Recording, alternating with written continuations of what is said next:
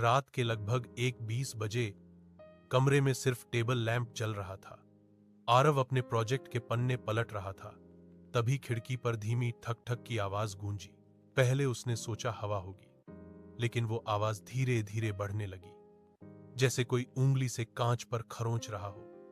आरव डरते हुए खिड़की के पास गया। बाहर कुछ नहीं था, पर उसे लगा कोई उसे देख रहा है। वह वापस मुड़ा ही था कि कमरे की दीवार पर एक लंबी परछाई दिखाई दी।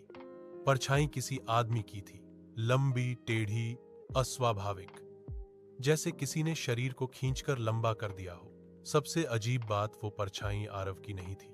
और गाइस, वीडियो को लाइक और चैनल को सब्सक्राइब कर दो, वरना आज रात तुम्हारी शैडो भी अजीब बिहेव करेगी। आरव ने घबराकर लाइट ऑन की। परछाई गायब हो गई, लेकिन उसका दिल बहुत जोर से धड़क रहा था।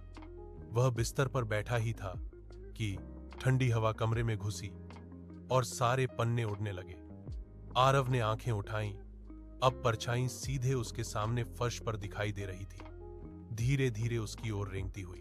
वह डर गया, चिल्लाया, कौन है? तभी परछाई खड़ी हो गई और दीवार से बाहर निकलने लगी। वो शैडो मैन था, काला, बिना चेहरा, सिर्फ चमकती सफेद आंखें, जैसे अंधेरा जिंदा हो गया हो। उसने फुसफुसाकर कहा, तुम्हारी शैडो मुझे दे दो।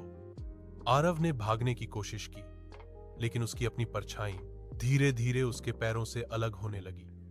वो शैडो मैन के पास जाकर उसके शरीर से चिपक गई और शैडो मैन और भी शक्तिशाली हो गया। अब कमरे में सिर्फ एक परछाई बची थी, शैडो मैन की। अगली सुबह कमरा खुला मिला। आरव गायब था, लेकिन दीवार पर एक नई परछाई थी जो बिल्कुल आरव जैसी थी और खुद हिल रही थी।